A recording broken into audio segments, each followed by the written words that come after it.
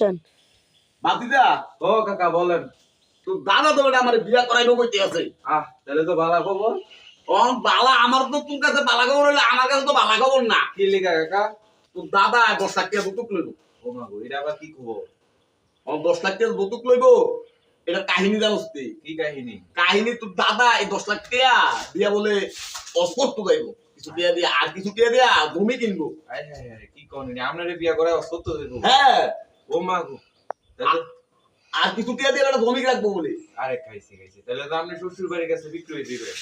এটা তো আমি তো এটা কইতে আছি। এটা তো আমি বুঝতে হলে কই বিয়া করতাম না। দাদা তাইলে বোঝেন এই কথাটা। দাদা তো বেটা টিয়ার লাগে বেটা আমার বিক্রি করে দিতে আছে বেটা। আচ্ছা আচ্ছা, তুই কোন বিয়া করতাম বেটা, আনন্দ তোরা খাইবি বেটা, আর এই আমার বেটা ভাড়া বাসে বেটা, মরি বেটা। আমি কইতাম নি দাদারে যাইয়া।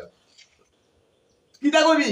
দাদারে যাই বুঝামু যে এগুলা ভালো না। আপনি আমার কাকা শ্বশুর বাড়ি টাকা দিয়ে আপনি কেন ইয়া দেবেন? আরে শ্বশুর বাড়ির টিয়াতে তো অস্কর তো যাইবো, জমি রাখবো, এটা বড় কথা আলা। এখন তো আমার বেটা ভাড়া বাস কুদালা বস্তি, হেতারা বাদ যদি আমার শ্বশুর বাড়ি নেয় নিয়ে আমার কাম করাইবো বেটা, এটা কথা হেতারা শর্ত রাখছে।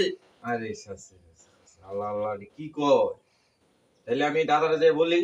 হ্যাঁ আজকে যে কই দাদারে, দাদা তো দাদাকে তাক তাক আমি এই বিয়ে করতাম না বাবু, রইলে আমি বেটা গলা ভাস দিয়ে বেটা মরে দিক না না না না না কাকা মইরেন না, আপনি মইরেন না। আমি এখন যাইতে আসি দাদা, আমি এই বিয়ে করতাম না না। আমি এখন যাইতে আসি দাদারে বলতা আসি দাদারে।